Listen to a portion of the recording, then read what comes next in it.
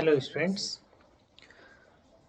Last class में हमने शंकु की डेफिनेशन के बारे में पढ़ा है और साथ में शंकु का सामान्य इक्वेशन क्या है इसका आर्टिकल भी किया था। लेकिन वो आर्टिकल डिपेंड कर रहा था जब आपके पास ये पता हो कि शंकु का वर्टेक्स क्या हो और शंकु के लिए गाइडिंग कर्व का इक्वेशन क्या था, तब आपने उस आर्टिकल को फाइंड आउट किया था। अब उस आर्टिकल के आधार पर न्यूमेरिकल क्वेश्चंस कैसे बनते हैं, कैसे राजस्थान यूनिवर्सिटी के एग्जाम में क्वेश्चन आए हुए हैं, ये आपको देखना है। तो उन्हीं में से जो क्वेश्चन नंबर फर्स्ट है वो आपके सामने कुछ इस तरह से है। देखिए,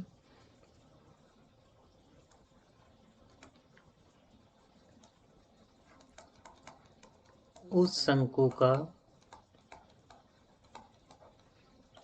समीकरण प्राप्त कीजिए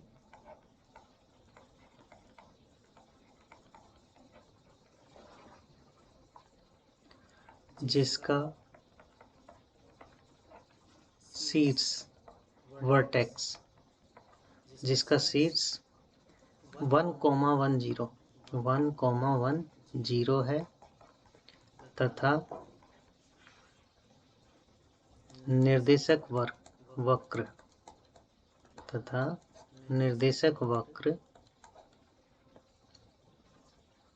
x square plus Z square equals to 4, y equals to 0 है।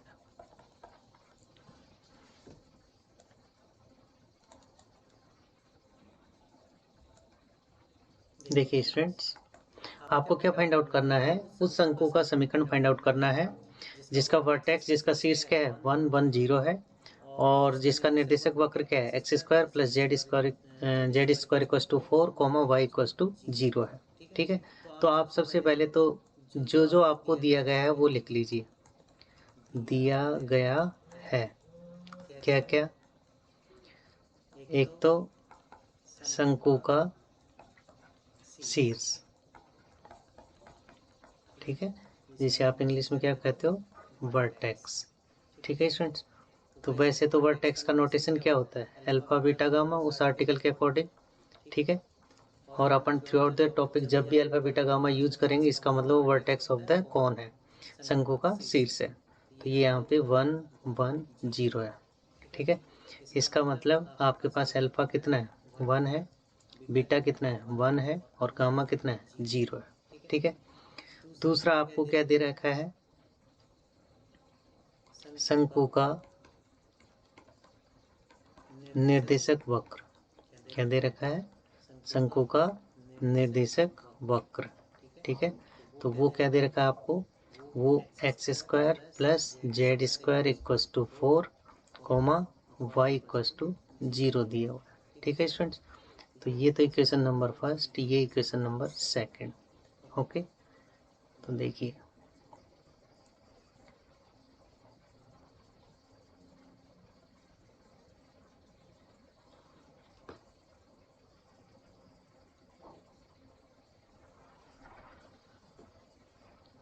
तो स्टार्ट कैसे करोगे स्टूडेंट, सबसे पहले आपके पास शंकु की जनक रेखा का इक्वेशन होना चाहिए। ठीक है, तो आप क्या कंसीडर करते हो शंकु की जनक रेखा का equation, x minus alpha upon L, Y minus beta upon L और z minus gamma upon L, तीनों एक दूसरे के बराबर होते हैं। ठीक है ना, तो चूंकि शंकु की जनक रेखा का समीकरण क्या होता है, x minus alpha upon L, y minus beta upon M, z minus gamma upon N.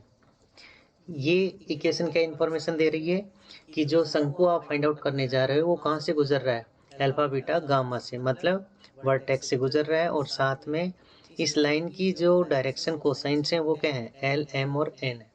अब यहाँ पे आपको अल्फा बीटा गामा पता है क्या है, 1 है, बीटा कितना है, ये भी 1 है और गामा कितना है, ये 0 है। तो z माइनस 0 अपॉन एन। ठीक है स्टूडेंट्स, तो ये आपके पास इक्वेशन नंबर थर्ड हो गई। ओके, अब आपको पता है कि जो शंकु की जनक रेखा है वो गाइडिंग कर्व को या तो स्पर्श करती है या उससे गुजरती है, प्रतिच्छेद करती है। ध्यान है आपको ये डेफिनेशन के अकॉर्डिंग, जो शंकु की जनक रेखा है वो गाइडिंग कर्व को या तो इंटरसेक्ट करेगी या उसे स्पर्श करेगी। ठीक है, तो उसी कंसेप्ट का यूज करेंगे। चूंकि जनक रेखा निर्देशक वक्र को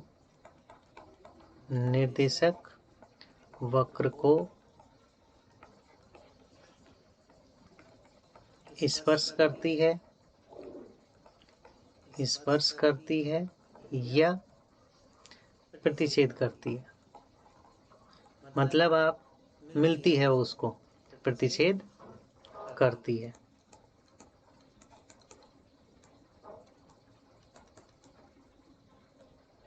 अर्थात समीकरण थर्ड y बराबर 0 को मिलती है। आप ध्यान दीजिए, जो निर्देशक वक्र है वो दो समीकरण के रूप में लिखा हुआ है। ठीक है, तो ये y बराबर 0 को मिलती है, दोनों को इंटरसेक्ट करेगी या उसे स्पर्श करेगी। ठीक है, तो आप y इक्वल टू 0 कहाँ पुट कर दीजिए, समीकरण में थर्ड में पुट कर दीजिए। अर्थात x minus 1 upon L equal to 0 minus 1 upon M. Y की जगह मैंने क्या पुट किया है, 0 पुट किया है। ठीक है, z माइनस 0 अपॉन एन। ठीक है, इसे और थोड़ा इजी सोल्व करके अगर आप लिखेंगे तो ये क्या आ जाएगा, x minus 1 upon L minus 1 upon M और z अपॉन एन। ठीक है स्टूडेंट्स, अब स्टूडेंट्स अगर मान लो अब ये भी इस रेखा के समीकरण से अगर आपको कोई पॉइंट के निर्देशांक निकालने हैं, ठीक है, तो उसके बराबर में आप क्या मानते थे, के मान लो। ठीक है, तो यहाँ से आप मेरे को, अच्छा इसमें के मानने की जरूरत ही नहीं है क्योंकि आपको क्लियरली माइनस 1 अपॉन एम मिल रहा है। ठीक है, तो यहाँ जरूरत है ही नहीं आपको के मानने की। तो देखिए, अब यहाँ से देखिए आप, इन दोनों से यहाँ से x कितना आ जाएगा, यहाँ से x आ जाएगा, बताइए, x आ जाएगा आपका माइनस, देखो l इंटू माइनस का l अपॉन एम बनेगा, इधर क्या है -1।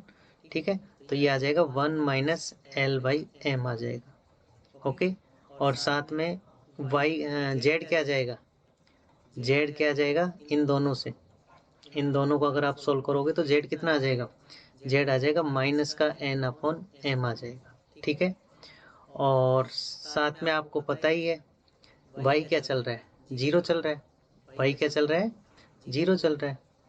तो अतः एक पॉइंट मिल गया आपको जिसमें x तो क्या है 1 माइनस एल बाई एम है, y कितना है 0 है, और z कितना है माइनस एन अपॉन एम है, जो समीकरण थर्ड पर स्थित किसी बिंदु के निर्देशांक हैं। और आपको पता है कि ये थर्ड गाइडिंग कर्व को भी मिलती है, बिंदु के निर्देशांक हैं, तथा समीकरण थर्ड निर्देशक वक्र को मिलती है। तो एक बार में तो आपने y इक्वल टू 0 यूज करके x, y और z के मान निकाल लिए। ठीक है ना, और दूसरा पार्ट जो उसका बचा हुआ है, समीकरण number third X square plus Z square equal to 4 को मिलती भी है, अर्थात एक्स वाई जेड की वैल्यूज इस समीकरण में रखें तो उसे संतुष्ट करनी चाहिए। तो x का मान देखो कितना है, 1 माइनस एल बाई एम का होल स्क्वायर प्लस z का मान कितना मिला है, माइनस एन बाई एम का होल स्क्वायर इक्वल टू 4 होना चाहिए। ठीक है स्टूडेंट्स, यही होना चाहिए। तो ये आपके पास इक्वेशन नंबर, देखिए ऊपर क्या कौन कौन सी आ गई थी आपके पास, 3 आ गई थी। तो ये आपके पास क्या होनी चाहिए, ये आपके पास इक्वेशन नंबर 4 हो गई।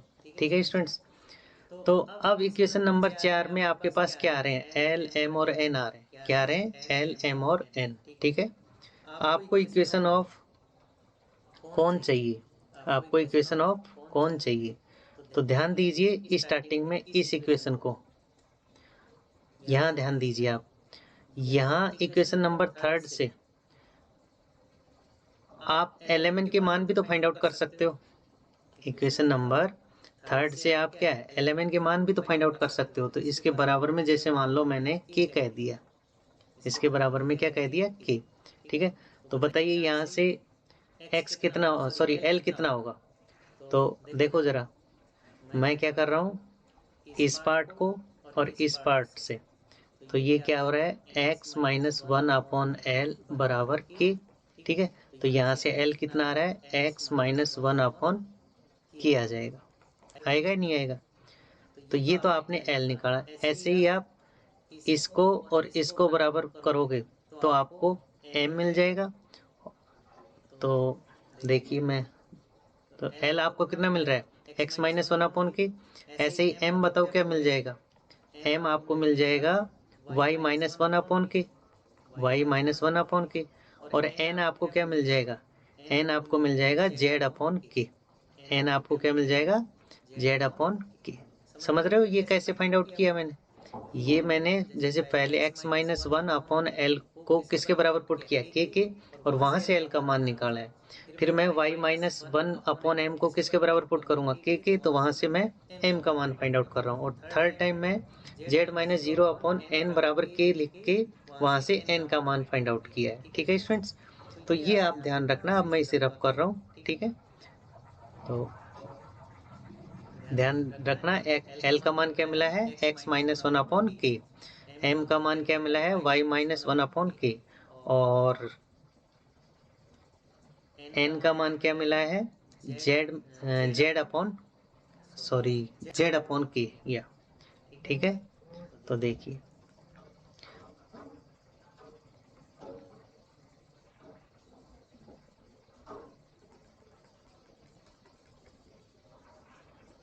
ठीक है, तो यह मैं लिख दीजिए समीकरण 3 से। देखो समीकरण 3 से थोड़ी देर पहले तो एक्स वाई जेड निकाले थे, ठीक है ना। अब क्या निकाल रहे हैं, एल एम एन। ठीक है, तो समीकरण 3 से एल कितना मिला आपको, एक्स माइनस 1 अपॉन के, और दूसरा क्या नाम है, एम कितना मिला, एम मिला है आपको वाई माइनस 1 अपॉन के, और एन क्या मिल रहा है, जेड अपॉन के। ठीक है, उपरोक्त मान समीकरण 4 में रखने पर रख दीजिए। तो देखिए 1 माइनस एल, एल का मान कितना है, x माइनस 1 अपॉन के। ठीक है स्टूडेंट्स, और बटे में m, m का मान क्या मिला है, y माइनस 1 अपॉन के। ठीक है, तो ये आपको मिल रहा है फर्स्ट ब्रैकेट, इसका होल स्क्वायर, प्लस नेक्स्ट में देखो माइनस 1 इंटू एन का मान, एन का मान क्या है, z अपॉन के। ठीक है, और बटे में m है, तो m का मान क्या है, y माइनस 1 अपॉन के। ठीक है, ये इसका होल स्क्वायर इक्वल्स टू 4। ठीक है स्टूडेंट्स, अब देखो जरा आप इसे सोल्व करेंगे आप, तो सोल्व करेंगे तो देखो के से के कैंसिल, यहाँ पर भी के से के कैंसिल। ओके, तो क्या बच जाएगा आपके पास बचेगा students 1 minus X minus 1 upon Y minus 1 का होल स्क्वायर, प्लस देखो -1 को ब्रैकेट से बाहर लाऊंगा, उसका होल स्क्वायर होगा तो +1 हो जाएगा। तो ये क्या बचा, simple z upon y minus 1 का होल स्क्वायर इक्वल्स टू 4। ठीक है, और थोड़ा अगर आप इसे इजी सॉल्व करना चाहते हो तो क्या लिखेंगे स्टूडेंट्स, आप एलसीएम लेंगे, तो y minus 1 minus of x minus 1 और पूरे का होल स्क्वायर। ठीक है स्टूडेंट्स, और बटे में कितना है y-1 का होल स्क्वायर। चलो इसको सिंपल ऐसे लिख देता हूँ, मतलब इसी के ब्रैकेट में, पूरे के ब्रैकेट में, ठीक है, y-1 प्लस ये आपका सिंपल है z/y-1 का होल स्क्वायर इक्वल्स टू 4, ठीक है। अब आप इसे लिख दीजिए y-1 minus x plus 1 whole square plus z square. Total LCM कितना है, y-1 का होल स्क्वायर, उधर जाके मल्टीप्लाई में होके y-1 का होल स्क्वायर, ठीक है स्टूडेंट्स। अब इसको आप पे डिपेंड करता है कि आप इसे आगे एक्सपेंड कर रहे हैं नहीं कर रहे हैं। तो जब आप एक्सपेंड करोगे, जरूरत है क्या, तो देखो y-1 और +1 कैंसिल, तो y-x whole square plus z square equals to 4 of y-1 का होल स्क्वायर। कर दीजिए होल स्क्वायर ओपन, तो y स्क्वायर माइनस के 2xy प्लस के x स्क्वायर, और ये क्या है स्टूडेंट, z स्क्वायर, ठीक है, और इक्वल्स टू में 4 times of y square minus के 2y प्लस के 1, ठीक है स्टूडेंट्स। तो इसे आप सोल्व करेंगे तो देखो X square plus Y square plus Z square, left hand side में तो माइनस के 2xy, और राइट हैंड साइड में 4y स्क्वायर माइनस का 8y और प्लस का 4, सबको लेफ्ट हैंड साइड में लेके आओगे तो एक्स स्क्वायर, अच्छा देखो प्लस का वाई स्क्वायर और माइनस का 4y स्क्वायर, तो माइनस के 3y स्क्वायर और प्लस के जेड स्क्वायर, अकेली सिंगल टर्म है, माइनस के 2xy, ओके। तो ये आपका माइनस का 2xy और ये प्लस का 8y और माइनस का 4 इक्वल्स टू 0, जो रिक्वायर्ड शंकु का समीकरण है, ठीक है स्टूडेंट्स। तो शंकु के जनरल इक्वेशन को अगर आपको फाइंड आउट करना है, उस तरह की कंडीशंस हो, मतलब वर्टेक्स की इंफॉर्मेशन हो और गाइडिंग कर्व की इंफॉर्मेशन हो, तो आपको दो काम करने हैं कि सबसे पहले आप इक्वेशन ऑफ जनरेटिंग लाइन लिखोगे, शंकु की जनक रेखा का समीकरण लिखोगे, और शंकु की जनक रेखा का समीकरण कैसा होता है, वो होता है x minus alpha upon L, Y minus beta upon M, Z minus gamma upon N. तो इसमें अल्फा बीटा गामा क्या होंगे, वर्टेक्स होंगे, जिनकी इंफॉर्मेशन आपके पास ऑलरेडी है, वो यहाँ पुट करोगे आप, ठीक है। पुट करने के बाद आप ये कुछ इस तरह की, तो एक बार तो इस इक्वेशन से आप किसके मान निकालोगे, एक्स वाई जेड के मान निकालोगे, जिसे आप गाइडिंग कर्व में रखोगे, ठीक है। और दूसरी बार में आप क्या निकालोगे, एलएमएन के मान फाइंड आउट करोगे, उसे भी आप गाइडिंग कर्व में, जो गाइडिंग कर्व में एलएमएन आ रहे हैं वहाँ उनकी वैल्यू पुट करके आप एक्स वाई जेड में इक्वेशन फाइंड आउट कर सकते हैं, जो आपको किसका इक्वेशन देगा, शंकु का इक्वेशन देगा, ठीक है स्टूडेंट्स। और देखिए एक प्रॉब्लम,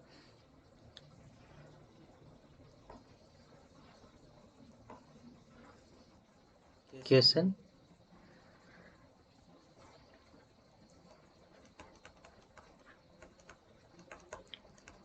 उस शंकु का समीकरण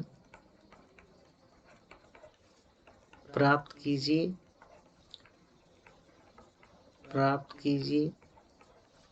जिसका शीर्ष अल्फा बीटा गामा है एवं निर्देशक वक्र A X square plus B Y square equals to 1, Z equals to 0 है, ठीक है स्टूडेंट्स। ये भी आपका आरयू एग्जाम में आया हुआ क्वेश्चन है, ठीक है। तो देखिए इसे कैसे सोल्व करेंगे आप। सबसे पहले तो आपको क्या क्या दिया गया है वो लिख लीजिए। दिया गया है,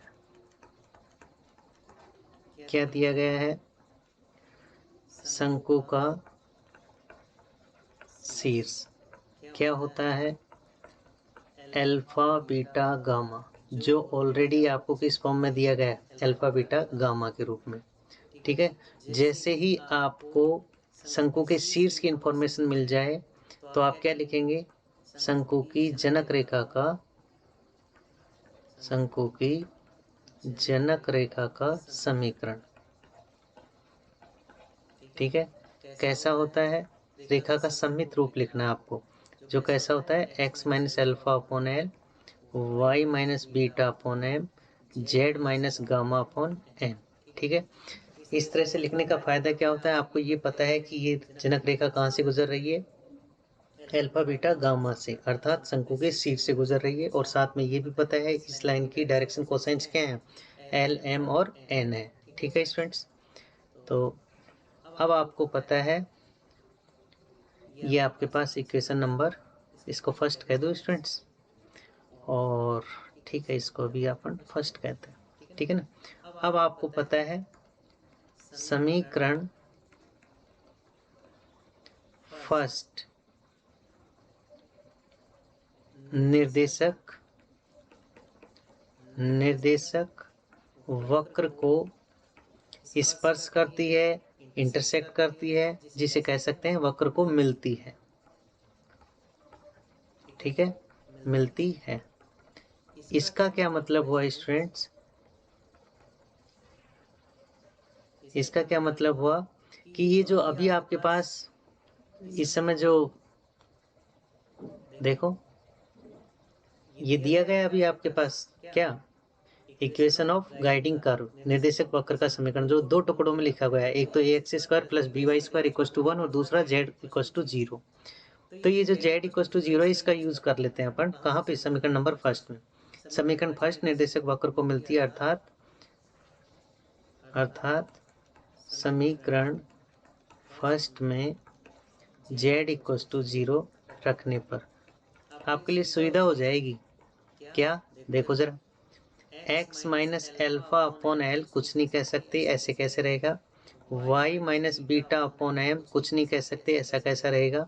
लेकिन z की जगह 0 रखोगे तो 0 माइनस गामा अपॉन एन बचेगा, तो ये सिंपल आपका माइनस गामा अपॉन एन बचेगा।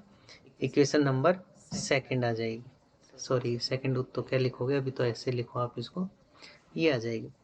अब स्टूडेंट्स यहाँ से आपको पता चल गया कि x कितना आएगा। देखो पहले वाले को और लास्ट वाले पार्ट से देखोगे तो x कितना आ जाएगा? x आ जाएगा अल्फा माइनस के एल गामा अपॉन एन आ जाएगा। ऐसे ही y क्या आ जाएगा? सेकंड और लास्ट से देखिए, y आ जाएगा स्टूडेंट्स आपका beta minus M gamma upon N आ जाएगा। और साथ में z इक्वल टू तो 0 आपने ले ही रखा है। ठीक है ना, तो ये कुल मिला के इस समीकरण इस रेखा पर स्थित किसी बिंदु के निर्देशांक हैं तथा यह रेखा कहाँ मिलती है? निर्देशक वक्र को मिलती है। तो एक बार तो z बराबर 0 का यूज करने पे आपको इस बिंदु के निर्देशांक मिल गए, दूसरा और बचा हुआ आपके पास, तथा यह रेखा ax square plus by square बराबर 1 को भी मिलती है। ठीक है, इसका क्या मतलब हुआ कि इस बिंदु के निर्देशांक इस ax square plus by square equal to 1 समीकरण पर भी स्थित होने चाहिए। अर्थात एक्स कोऑर्डिनेट बताइए कितना है आपका? ए तो ऐसे कैसे, एक्स कोऑर्डिनेट कितना है? Alpha minus L gamma upon N whole square, यही है, plus B Y square, Y means beta minus M gamma upon N whole square equal to 0। ठीक है स्टूडेंट्स, सॉरी नॉट 0, ये आपके पास क्या है? 1 है स्टूडेंट्स। ठीक है, ये आ जाएगा। तो ये इक्वेशन नंबर देखो ऊपर कौन कौन सी दे दी थी आपने? इक्वेशन नंबर फर्स्ट दे रखी है आपने। ठीक है ना, क्या दे रखी है? फर्स्ट।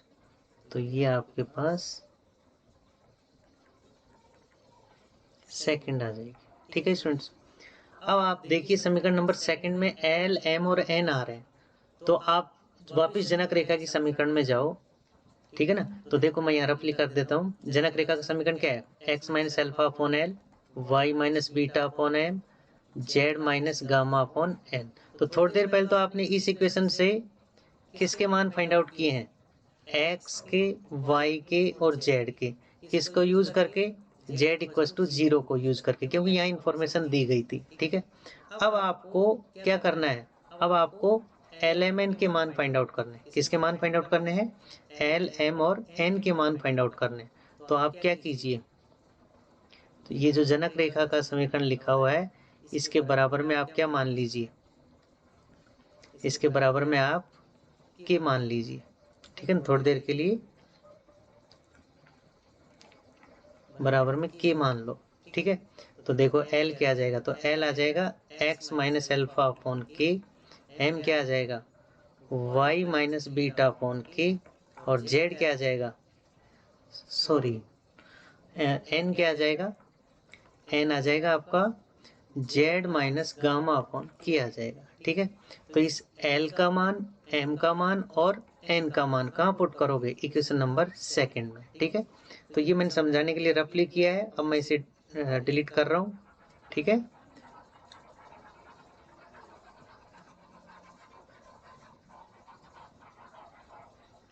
ठीक है, तो मैं यहाँ लिख दे रहा हूँ समीकरण, समीकरण फर्स्ट से एल कितना है, याद कीजिए एक्स माइनस एल्फा अपॉन के, एम कितना है वाई माइनस बीटा अपॉन के, और एन कितना है जेड माइनस गामा अपॉन के। ठीक है, तो ये जो के है ये आप उधर मान रख ही लेना, मैंने स्टार्टिंग में कंसीडर नहीं किया था, तो आपको सुविधा रहे, कभी आप बाद में देखें कि ये कहाँ से आया है। तो ये अपन जनरली अगर किसी पॉइंट के कोऑर्डिनेट चाहिए तो अपन इसको के मान सकते हैं। ठीक है स्टूडेंट्स, तो देखिए जरा,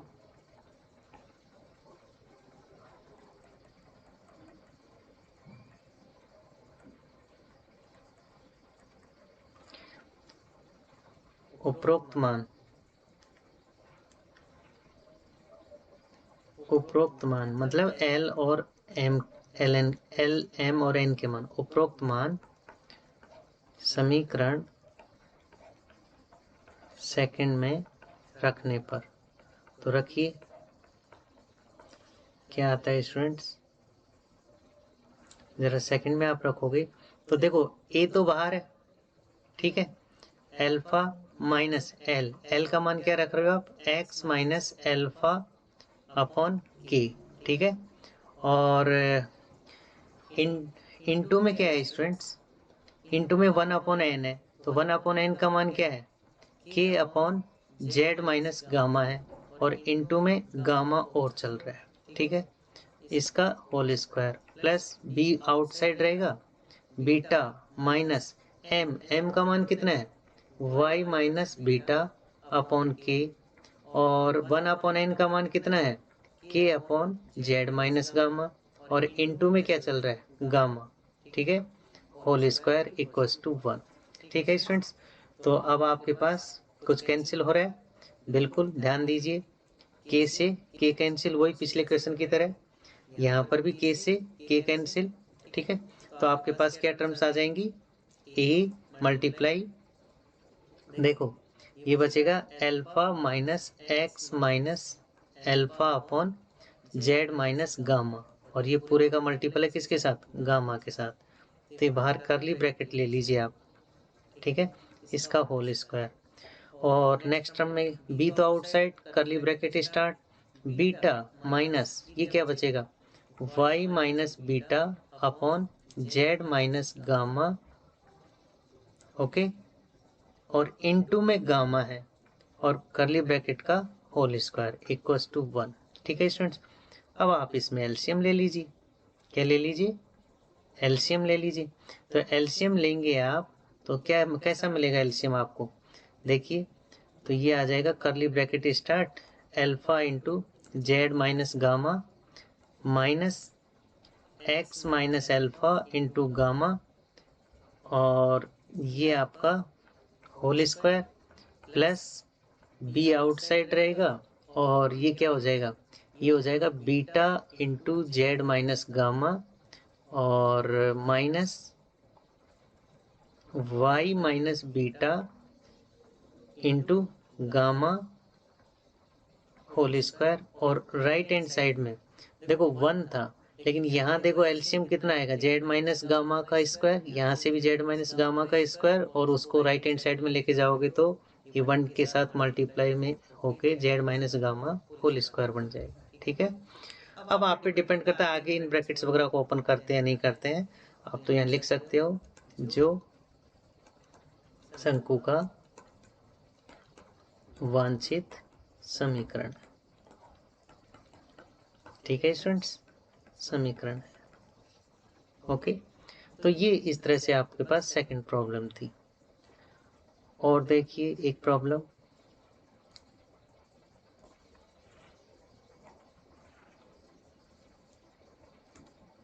क्वेश्चन है आपके पास,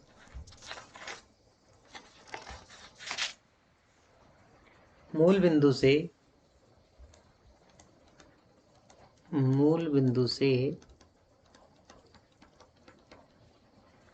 गुजरने वाली उस रेखा द्वारा, मूल बिंदु से गुजरने वाली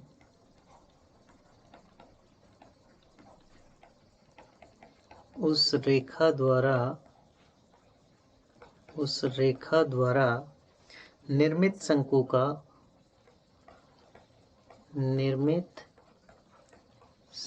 का समीकरण ज्ञात कीजिए।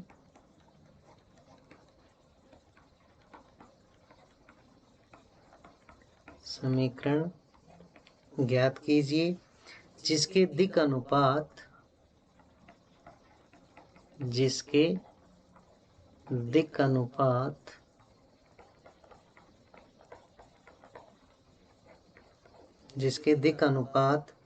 समीकरण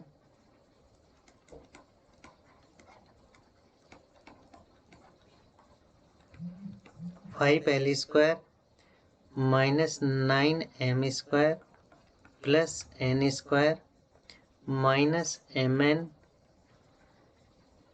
प्लस nl माइनस 5lm बराबर 0 को संतुष्ट करते हैं।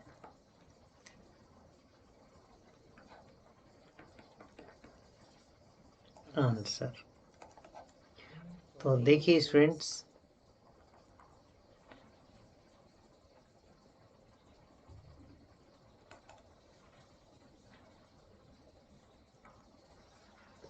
क्वेश्चन पढ़िए आप पहले। मूल बिंदु से गुजरने वाली उस रेखा द्वारा निर्मित शंकु का समीकरण ज्ञात कीजिए जिसके दिक् अनुपात समीकरण 5l square minus 9m square plus n square minus mn plus nl minus 5lm बराबर 0 को संतुष्ट करते हैं। ठीक है स्टूडेंट्स, तो कुछ भी नहीं इस क्वेश्चन में, आप तो जो जो दिया गया है वो लिखते जाओ और आपका आंसर आ जाएगा। ठीक है, तो देखिए शंकु की जनक रेखा का समीकरण, शंकु की जनक रेखा का समीकरण क्या होता है, simple form x minus alpha upon L y minus beta upon M z minus gamma upon N. ठीक है, यही होता है।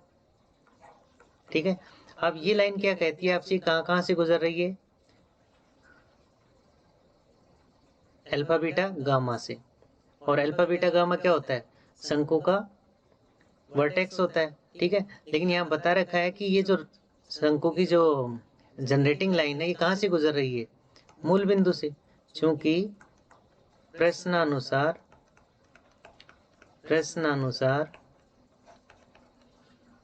समीकरण फर्स्ट मूल बिंदु से गुजरती है, मूल बिंदु से गुजर रही है, इसका क्या मतलब है? अर्थात समीकरण फर्स्ट 0 0 0 से गुजर रही है। ठीक है, इसका क्या मतलब है? अर्थात शंकु का शीर्ष वर्टेक्स 0 0 है। क्योंकि आपको पता है डेफिनेशन ऑफ कोन क्या होती है कि वो जो आपकी मूविंग स्ट्रेट लाइन होती है वो किसी बिंदु से गुजरती है, वो किसी बिंदु से गुजरती है और किसी दिए गए वक्र को इंटरसेक्ट या स्पर्श करती है। ठीक है, तो अभी इस समय जो गुजरने जहां से वो गुजर रही है वो बिंदु क्या है? मूल बिंदु है, मतलब 0 0 से गुजर रही है। इसका मतलब 0 0 इस कोण का क्या होना चाहिए? वर्टेक्स होना चाहिए। ठीक है, अतः समीकरण फर्स्ट को निम्न प्रकार से लिख सकते हैं। निम्न प्रकार से लिख सकते हैं। क्या मतलब हुआ? लिख सकते हैं क्या? x minus 0 upon L, y minus 0 upon M और z माइनस 0 अपॉन एन। तो ये क्या बचा? x by L, y by M, z by N. और इस रेखा पे अगर आपको किसी पॉइंट के निर्देशांक चाहिए तो उसको क्या मान लो? k मान लो और इसे इक्वेशन नंबर सेकंड कह दीजिए। बताओ कोई प्रॉब्लम? ठीक है, यहां से बताओ l कितना आ रहा है? l आ रहा है आपका, बताइए। अच्छा, दूसरी बात, अभी l पे मत जाओ, जो काम हो रहा है वो देखिए, या एक बार आप चलो लिख लो यहाँ से। वैसे तो अभी तक अपन क्या करते आए थे? x, y और z के मान फाइंड आउट किए थे। किसके मान फाइंड आउट किए थे? x, y और z के। और उनको कहाँ पुट किए थे?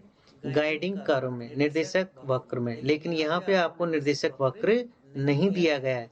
यहाँ पे ये बताया गया है कि समीकरण नंबर सेकंड की जो डायरेक्शन कोसाइंस एल, एम और एन है वो किसे किसे संतुष्ट करती हैं? एक रेखा का समीकरण दिया गया है क्वेश्चन में, उसे संतुष्ट करती है। ठीक है, तो देखिए, अतः समीकरण सेकंड से जनक रेखा के दिक् अनुपात क्या दिखाई दे रहे हैं? एल, एम, एन है। प्रश्नानुसार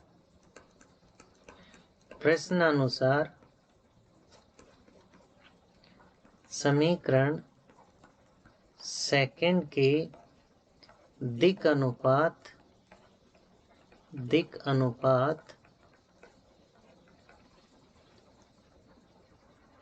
देखो, दिक् अनुपात 5l square minus 9m square plus n square minus mn plus nl minus 5lm बराबर 0 को संतुष्ट करते हैं। ठीक है, तो अब मतलब समझ में आया आपको करना क्या है?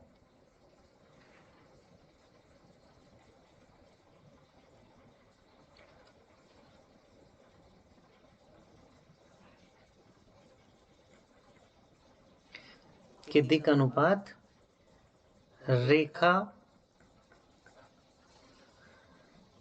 5l square minus 9m square plus n square minus mn plus nl minus 5lm बराबर 0 को संतुष्ट करते हैं। ये क्वेश्चन में कहा गया है। ठीक है, संतुष्ट करते हैं।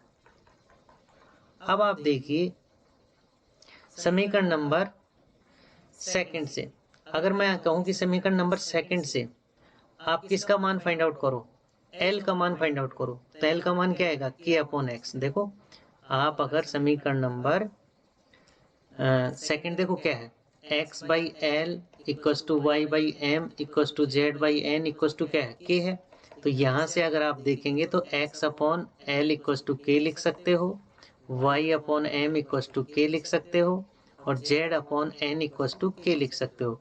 तो यहाँ से l कितना आ रहा है, l आ रहा है x अपॉन के, m कितना आ जाएगा y अपॉन के और n कितना आ जाएगा z अपॉन के आ जाएगा। ठीक है स्टूडेंट्स, तो मैं क्या कर रहा हूँ कि ये जो l का मान है, m का मान है और n का मान है, ये कहाँ पुट करूंगा, इस इक्वेशन में पुट करने जा रहा हूँ। ठीक है, तो कर दीजिए, इसको रब कर देता हूँ मैं, ये समझाने के लिए लिखा है।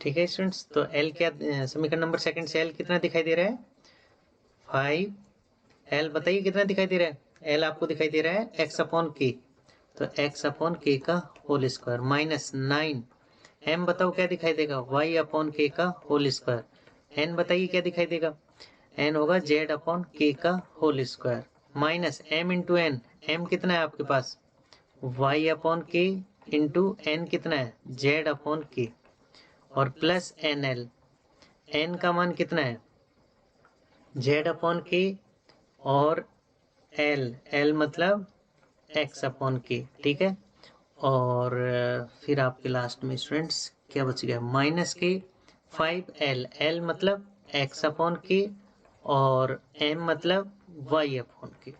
ठीक है, और इक्वस टू में कितना दे रखा है स्टूडेंट, 0 दे रखा है, इक्वस टू में कितना दे रखा है 0 दे रखा है। ठीक है, अब आप इसे आगे सोल्व कर लो।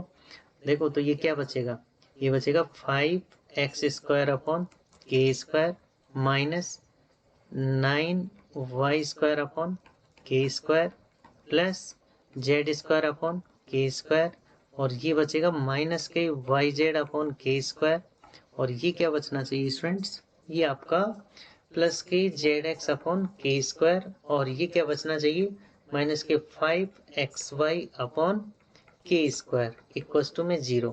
के स्क्वायर को आप क्रॉस मल्टीप्लिकेशन से राइट हैंड साइड में लेके जाओगे तो 5x square minus 9y square plus Z square minus K Y Z plus Z X minus 5xy equals to 0। ठीक है, और यही आपका क्या है जो रिक्वायर्ड शंकु का समीकरण। ठीक है, और ये ध्यान देना ये कैसा है शंकु का समघात समीकरण, शंकु का समघात समीकरण जिसके बारे में हम नेक्स्ट क्लास में बात करेंगे। ये अपने आप में एक स्पेशल टॉपिक बन जाता है शंकु का समघात समीकरण। क्यों कहा है मैंने, क्योंकि इसमें आप देखेंगे इस शंकु के समीकरण में प्रत्येक पद में x, y और z की घातों का सम कितना है 2 है। ठीक है ना, कितना है 2 है। ठीक है, तो ये आपका एक स्पेशल टाइप का मतलब आर्टिकल बन जाता है जब वर्टेक्स आपका मूल बिंदु से गुजरता है। जब शंकु का वर्टेक्स मूल बिंदु होता है तो उस स्थिति में जो शंकु का समीकरण मिलता है वह कैसा होता है समघात समीकरण होता है। तो ये फैसिलिटी सिर्फ किसके लिए है, जब आपके पास शंकु का वर्टेक्स मूल बिंदु हो तभी ऐसा होगा। ठीक है स्टूडेंट्स, तो इस तरह के क्वेश्चंस अपन नेक्स्ट क्लास में देखेंगे। ओके, तो ये आज के तीनों क्वेश्चंस आपके आरयू एग्जाम में आए हुए क्वेश्चंस हैं, तो आप देख सकते हैं क्वेश्चंस इसी प्रकार के बनेंगे तो आप इन्हें आसानी से कर सकते हो, बस आपको कंसेप्ट समझना है।